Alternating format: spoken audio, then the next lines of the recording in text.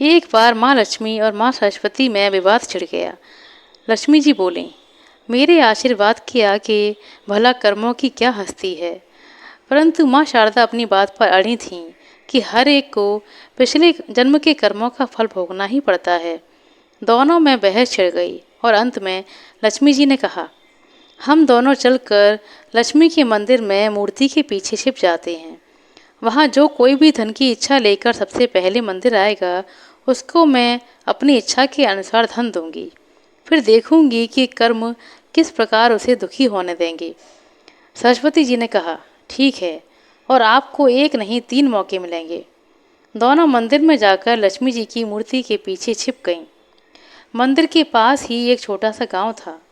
इसमें बलराम नाम का एक लकड़हारा अत्यंत गरीबी में अपने दिन काट रहा था। उसकी पत्नी का नाम सुनीति था। उसके एक पुत्र और एक पुत्री भी थी।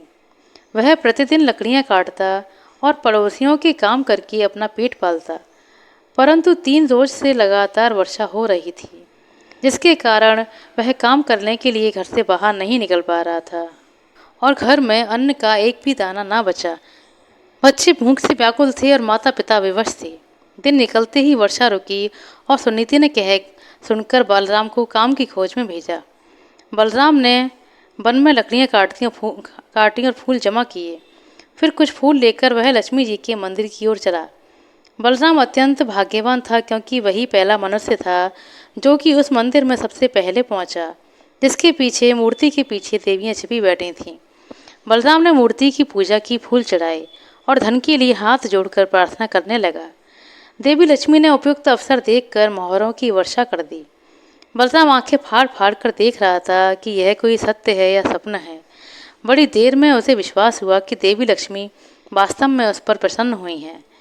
मंदिर के कोने में मिट्टी की एक हड़िया रखी थी। सब मोहरें उनमें भरकर आनंद से उछलता हुआ वह अपने घर पहुंचा। बाहर से ही अपनी पत्नी को आवाज़ें देना शुरू की कि देखो सुनीति मैं क्या लाया हूँ। परंतु वह अपनी किसी पड़ोसन से आटा उधार मांगने गई हुई थी। वह उसे ढूंढने को बाहर चल दिया। थोड़ी देर में दोनों पति पत्नी वापस आ गए। बलराम तो खुशी खुशी सब बता रहा था, लेकिन सुनीति उस पर भरोसा नहीं कर पा रही थी। घर में आकर दोनों ने देखा कि हड़िया भर अशर्पियाँ तो क्या एक भी अशर्पी नहीं थी। बलराम कटे पेड़ की भांति गिर पड़ा और सुनीति उसे गालियां देने लगी। अब वह बोलता भी क्या, चुपचाप सुनता रहा। अगले दिन प्रातःकाल वह फिर से देवी के मंदिर पहुंचा। लक्ष्मी जी सोच रही थी कि बलराम अब धनी हो गया है और बहुत सारी सामग्री लाकर पूजा करेगा, लेकिन बलराम ने रो रो कर सारी कथा सुनाई। अब की बार देवी लक्ष्मी ने अपने गले का मणिमुक्ताओं का हार उसके ऊपर फेंका। वह अत्यंत खुश होकर वहाँ से चल दिया। रास्ते में उसे ध्यान आया कि कल उसने धन मिलने पर निर्मल जल में स्नान करके पूजा नहीं की थी। शायद इसीलिए उसका कल वाला धन खो गया। यह सोचते ही वह सरोवर पर जा पहुंचा और हार को कुर्ते की जेब में भलीभांति बांधकर कपड़े जल के किनारे रख दिए और नहाने के लिए घुस गया। जब वह सूर्य की ओर मुँह करके उसे जल दे रहा था, कपड़ों की ओर उसकी कमर थी। हार जरा सा जेब में से चमक रहा था।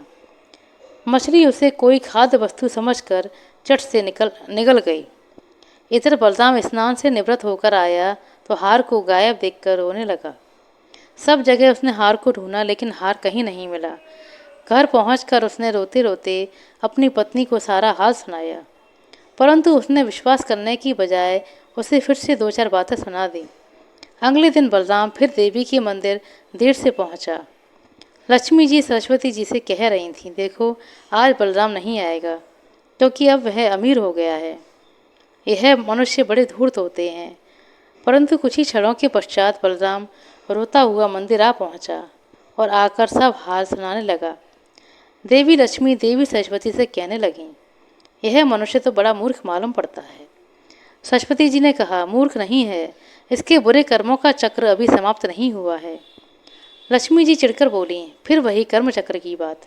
अच्छा, अब की बार इसको बड़ा कीमती एक छोटा सा पत्थर दूंगी, देखें इसे कौन लेता है। ऐसा कहकर उन्होंने एक छोटा सा मूल्यवान पत्थर उसके आगे फेंक दिया। बलराम ने उसे तुरंत उठा लिया और आंखें फाड़ फाड़ कर देखने लगा। अब वह उसे मुट्ठी में दबाए घर की ओर भागा। उसे सुनीति के पास पहुंचने की जल्दी थी। आधे रास्ते आकर वह मुट्ठी खोलकर देखने लगा कि कहीं अमूल्य पत्थर हाथ में से गायब तो नहीं हो गया।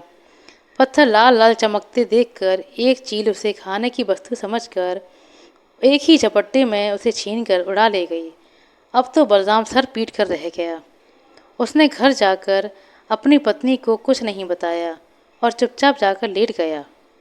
उसे ऐसा लेटा देखकर सुनीति का हृदय भर आया और वह उसे खोए हुए धन के लिए सांत्वना देने लगी।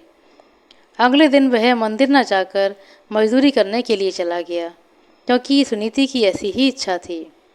उधर मंदिर में देवी लक्ष्मी कहने लगीं, अब जरूर बलराम लखपति हो गया होगा, भला अब वह मंदिर क्यों आएगा। परंतु सरस्वती जी ने कहा, नहीं बहन, ऐसा नहीं हुआ है।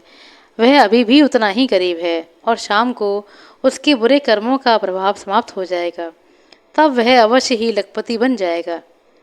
शाम को बलराम को 8 आने मिले।